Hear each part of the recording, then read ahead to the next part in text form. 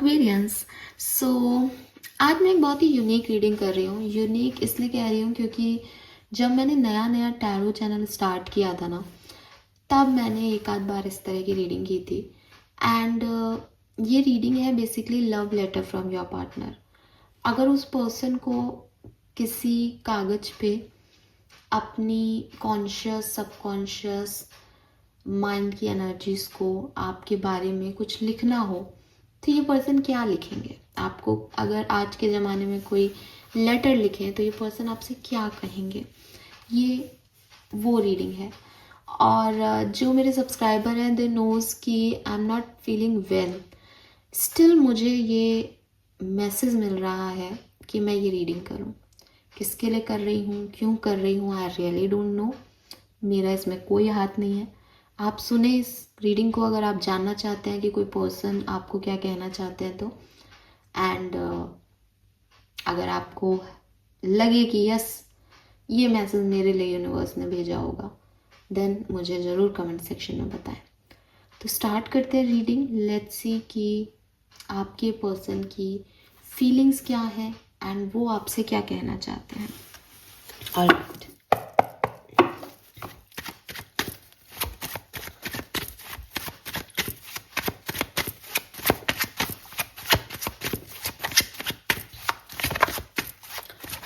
आप इस वीडियो को लाइक करें अगर आप सब्सक्राइबर हैं तो, ताकि हमारी एनर्जी जुड़े बेसिकली, ठीक है।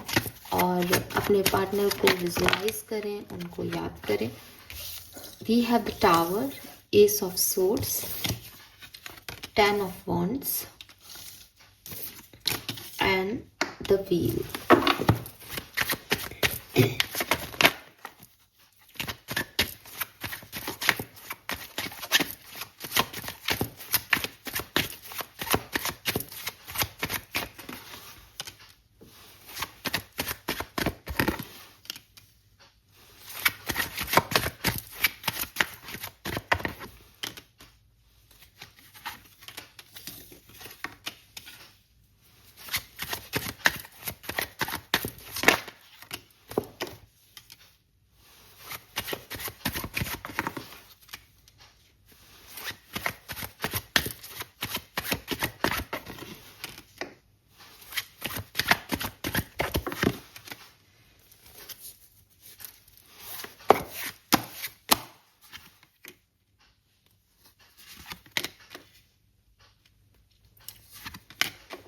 ओके,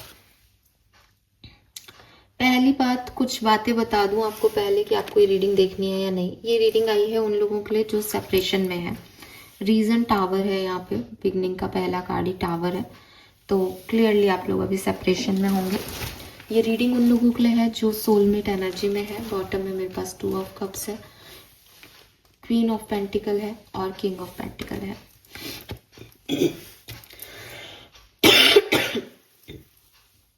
ऑल राइट, सो क्योंकि आपके पार्टनर ये लिख रहे हैं तो मैं उसी तरीके से पढ़ रही हूँ। और एज मैं एक लड़की हूँ तो हो सकता है मैं लड़की की तरह पढ़ूँ रीडिंग को, ठीक है, क्योंकि उनकी तरफ से पढ़ रही हूँ ना। तो आप अपने हिसाब से, जेंडर स्पेसिफिक कुछ नहीं है, आप अपने हिसाब से इस बात को सुन सकते हैं। आपके पार्टनर का कहना है that जो कुछ भी आप लोगों के बीच में हुआ, मुझे पता था ऐसा ही कुछ होगा। मैं शुरू से जानता था कि ऐसा ही कुछ हमारे बीच में होगा, क्योंकि हम लोग एक दूसरे से बहुत अलग हैं। मैं और तुम बहुत सारी रिस्पॉन्सिबिलिटीज़, बहुत सारे सोशल वैल्यूज़ से घिरे हुए हैं। ऐसी सिचुएशन में जो तुम मुझसे चाहती हो और जो मैं तुमसे चाहता हूँ वो पॉसिबल नहीं है। पसंद हो तुम मुझे, तुम्हारा मेरी जैसी बातें करना, तुम्हारा खुद को हमेशा आगे रखना, तुम्हारी जीत की ललक, तुम्हारा ज़िंदगी में हमेशा ग्रो करते रहना, ये सारी आदतें मुझे बहुत अच्छी लगती हैं।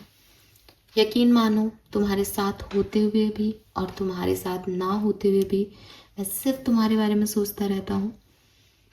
तुम इंडिपेंडेंट हो, पॉपुलर हो, सब तुम्हें बहुत पसंद करते हैं, शायद मैं तुम्हारे लायक नहीं हूँ।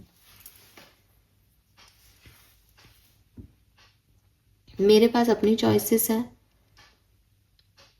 मुझे पता है कि वो चॉइसेस तुम्हारे जितनी खूबसूरत नहीं है, तुम्हारे जितनी अच्छी नहीं है, तुम्हारी जितनी सुयोग्य नहीं है, लेकिन स्टिल वो मेरी ज़िंदगी की चॉइसेस हैं, मेरी रिस्पॉन्सिबिलिटीज़ हैं, इसलिए मुझे उन्हें निभाना ही पड़ेगा। तुम मुझसे नाराज़ हो क्योंकि मैंने चीज़ों को सही तरीके से डील नहीं किया, लेकिन मैं डर गया था और उस डर की वजह से, मुझे अपने भविष्य को लेकर जो डर है उसकी वजह से मैंने ऐसा किया। मैं बहुत शर्मिंदा हूँ कि मैंने तुम्हें नाराज़ किया, लेकिन पता नहीं क्यों मुझे शुरुआत से ही इस कनेक्शन में डर लग रहा था कि शायद ये गलत है, क्योंकि ये मेरे को मेरी रिस्पॉन्सिबिलिटीज़ को फुलफ़िल नहीं करने दे रहा, मुझे वो नहीं करने दे रहा जो मुझे आइडियली करना चाहिए। मैं एक झुकाव महसूस करता हूँ तुम्हारी तरफ और फिर मैं कंफ्यूज हो जाता हूँ कि मुझे क्या करना चाहिए और क्या नहीं। इसीलिए जब मैं बहुत ज़्यादा डर गया इस सिचुएशन से कि इसका भविष्य और भी नेगेटिव हो सकता है, तो मैंने इस डोर को कट कर दिया। तुम्हारे लिए मैंने सही नहीं किया, तुम्हारी नज़र में मैंने सही नहीं किया, लेकिन ये एक मकड़ी के जाले जैसा है। इसको अगर हमने अभी ख़त्म नहीं किया तो ये बढ़ता जाएगा और ये सिर्फ धुंधला कर रहा है हमारी नज़रों को। ये हमें सच्चाई को देखने नहीं दे रहा। हमारा कोई भविष्य नहीं था, इसलिए एक दूसरे को समय देना या एक दूसरे से बातचीत करना ये सब व्यर्थ था। तुम भी अपनी रिस्पॉन्सिबिलिटीज़ नहीं निभा पा रहे थे और मैं भी अपनी रिस्पॉन्सिबिलिटी नहीं निभा पा रहा था।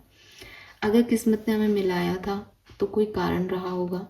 मैं जानता हूँ कि तुम किस्मत को बहुत मानती हो, मैं जानता हूँ कि तुम रात को मेरे बारे में सोचती होंगी, मैं जानता हूँ कि तुम मुझसे बहुत सारे एक्सपेक्टेशंस रखते थे, लेकिन मैं उन्हें फुलफ़िल नहीं कर पाया।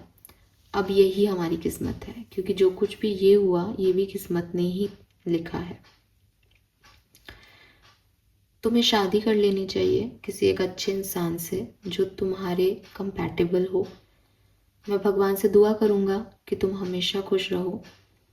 मैं जानता हूँ कि मैं तुम्हें हर्ट कर रहा हूँ, लेकिन मैं अच्छे के लिए कर रहा हूँ जो कुछ भी कर रहा हूँ, और तुम इसको एक दिन ज़रूर समझोगी। हो सकता है कि हमारा कोई पास्ट लाइफ का रिश्ता हो, लेकिन इस जन्म में हमारा मिलना नामुमकिन है। हम अगले जन्म में ज़रूर मिलेंगे अगर हमारा रिश्ता है तो, और अगर किस्मत ने हमारा रिश्ता लिखा है तो कुछ ना कुछ हो जाएगा जिससे कि मैं तुम्हारी तरफ आऊँगा।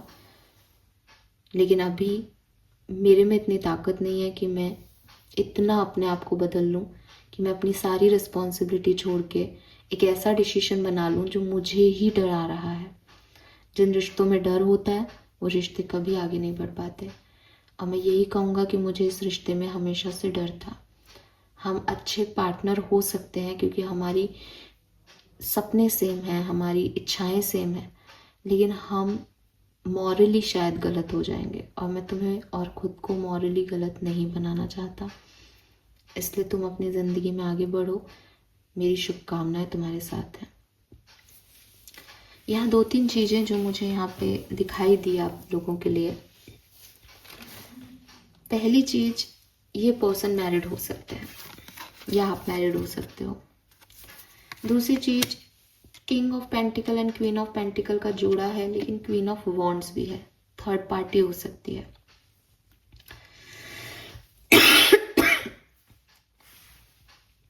चौथी चीज, टावर और डेथ आ गया एक साथ। मीन्स कि अनएक्सपेक्टेडली कुछ हुआ है, अनएक्सपेक्टेडली किसी की शादी तय हो गई, अनएक्सपेक्टेडली कुछ हो गया, तो कुछ अनएक्सपेक्टेड इवेंट इस कहानी में हुआ होगा। देन व्हील ऑफ फॉर्चून है नंबर 10 की एनर्जी, एंड स्टार आ गया। तो एक पर्सन मूव ऑन कर गया या एक पर्सन आगे बढ़ गया, दूसरा पर्सन वहीं रह गया, मतलब म्यूचुअली नहीं डिसीजन हुआ, एक पर्सन ने डिसीजन ले लिया, ऐसी वाली एनर्जी है यहाँ पे। ठीक है, तो ये मुझे यहाँ पे आप लोगों के लिए इस पर्सन का कॉन्शियस सबकॉन्शियस माइंड आपको क्या कहना चाह रहा है उस तरीके से ये है। लेट्स सी इस कहानी के बारे में थोड़ा सा और जान लेते हैं।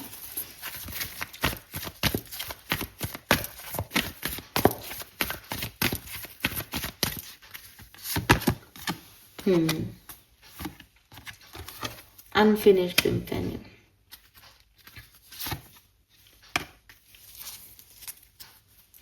नेवर एंडिंग स्टोरी, 10-10,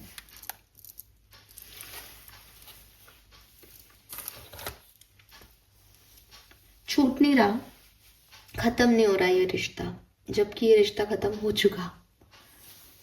एंड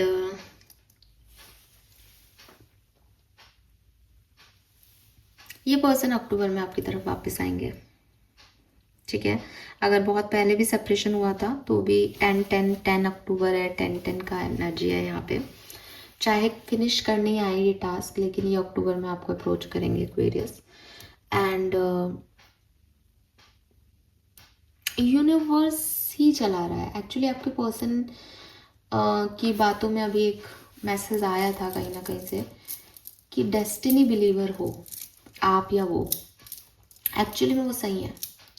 मिलना, फिर अनएक्सपेक्टेडली जो इवेंट्स हुए वो, और अब इस पर्सन का दोबारा आना, डेस्टिनी ने आपके लिए कुछ सेट किया है। जब तक ये आप ख़त्म नहीं करोगे ना, आप आगे बढ़ भी नहीं पाओगे। तो ये ख़त्म होगा, या तो ये ख़त्म होगा या यही शुरू होगा, आई डोंट नो। लेकिन ये कहानी अभी अक्टूबर में फिर से आपके सामने आएगी। So yes Aquarius,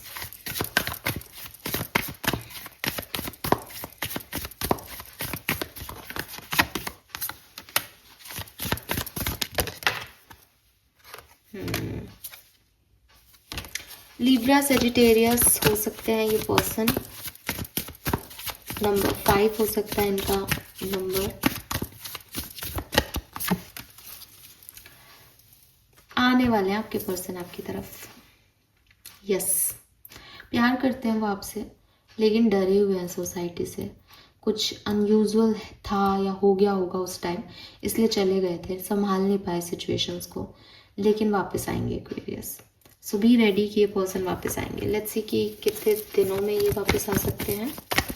number 20, number 9, 36 आपकी एज हो सकती है। जन्मांग मूलांग हो सकते हैं। सेजिटेरियस, जेमिनाई और मरकरी से रूल हो सकते हो आप। Number 5 cancer,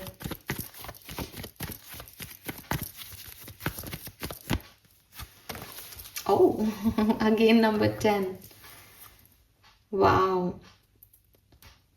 10th of October को आए थे क्या ये पर्सन आपकी लाइफ में वापस? 10-10 पोर्टल में आए थे क्या ये पर्सन? ये 10-10 पोर्टल में आएंगे आपके पास, या अक्टूबर में आएंगे आपके पास। And cups, Cancer, Scorpion, Libra season तो चल ही रहा है, स्कॉर्पियन सीजन आएगा लिब्रा के बाद। हाँ, वर्गो आएगा अभी। No no no no, Libra के बाद स्कॉर्पियन आएगा ना, नवंबर। हाँ, अक्टूबर नवंबर में इस पर्सन के आने के चांसेस हैं, बिल्कुल क्लियरली, ठीक है। एंड जल्दी आ रहे हैं, इमोशंस का फ्लो है, जल्दी आ रहे हैं, डोंट वरी। तो मुझे अक्टूबर ये दिखता है, फिर भी मुझे तो ये भी लगता है कि 20th को, 20 तारीख को, 10-10-20 या 10-10 पोर्टल में कभी भी इस पर्सन की बिल्कुल एंट्री आपकी लाइफ में हो सकती है भाई एक्वेरियस, हो सकती है। और पार्टनरशिप का ऑफर लेके आएंगे, इमोशंस को कहेंगे, बताएंगे चीज़ें, सो डोंट वरी। आपको क्या करना चाहिए एक्वेरियस इस सिचुएशन में?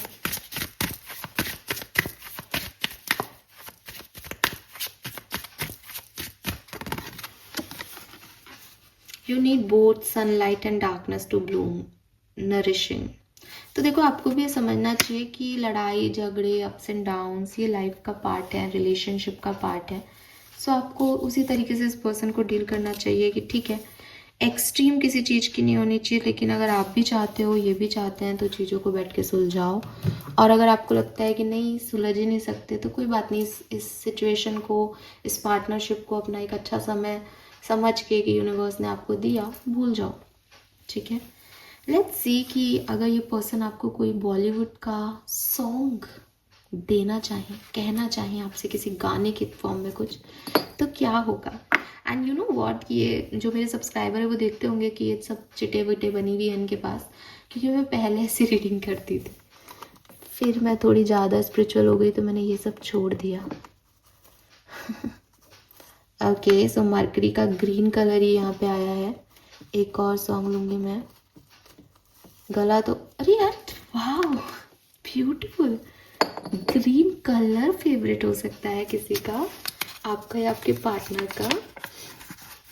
Oh my God, I don't know आप ऐसे कितने लोग इस गाने को जानते भी हो या नहीं। 90s का गाना है। पहले प्यार का पहला गम, पहली बार है आंखें नम, पहला है तन्हाई का ये मौसम, आ भी जाओ वरना रो देंगे हम। सो मेरा तो गला बहुत ख़राब है। आप यूट्यूब पे जाके या कहीं पे भी ये गाना सुने, आंखें बंद करके सुनो, समझो कि क्या फीलिंग है इस पर्सन की आपके लिए। And second message, oh my god.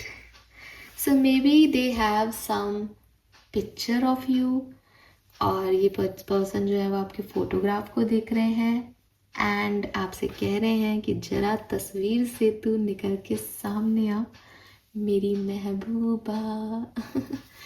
Yes, तो ये तो सब जानते ही होंगे, परदेस का गाना है।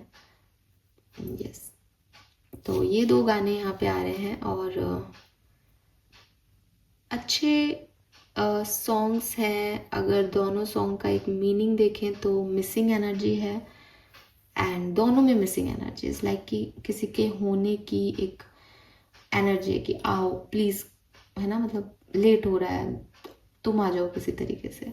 तो एक मिसिंग एनर्जी है जो कि यहाँ पे 5 ऑफ कप्स की एनर्जी में भी आई थी कि यस वो मिस कर रहे हैं आपको। एंड फर्स्ट टाइम की भी एनर्जी आ रही है यहाँ पे कि पहले कभी किसी ने इस डर को, मतलब जैसे इस लाइक ना मम्मी पापा नहीं मान रहे तो भाई अब मैं कुछ नहीं कर सकता, लेकिन उसको फर्स्ट टाइम ये रियलाइज हो रहा है कि दैट